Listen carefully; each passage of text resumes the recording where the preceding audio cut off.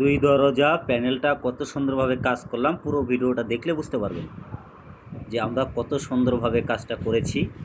এবং কি পুটিং লাগানোর পরে কিন্তু আমরা কিছুই বুঝতে পারবেন না। এই জন্য প্রত্যেকটা কাজ কিন্তু আমরা কিভাবে করি, কত যত্ন সহকারে করি এবং আপনার গাড়িটি কিভাবে ভালো থাকবে, এরকম কাজ করলে আপনার গাড়িটি লংজিভিটি থাকবে, গাড়ির সৌন্দর্য থাকবে, সেই বিষয়ে চিন্তা।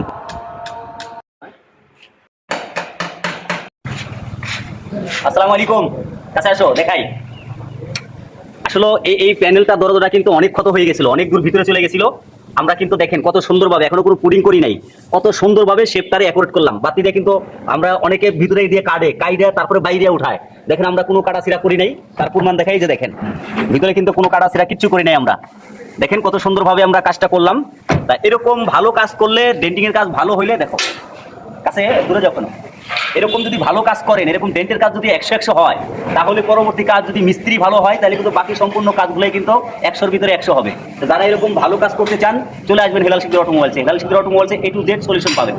আর আপনার শখের গাড়ি কিরকম কাজ করানো দরকার এবং কি কাজ কিভাবে কাজ করলে কাজটা সুন্দর হবে, আপনার গাড়ি ভালো থাকবে, সেই কাজগুলো করে কিন্তু আমরা ভিডিও আপলোড দিই। আমাদেরকে প্রচুর পরিমাণে সাপোর্ট করবেন, আরও যেন গাড়ি যারা ইউজ করে তারা যেন দেখতে পায় আর এরকম সুন্দর সুন্দর কাজ করিয়ে নিতে পারে। সবাই ভালো থাকবেন। আসসালামু আলাইকুম।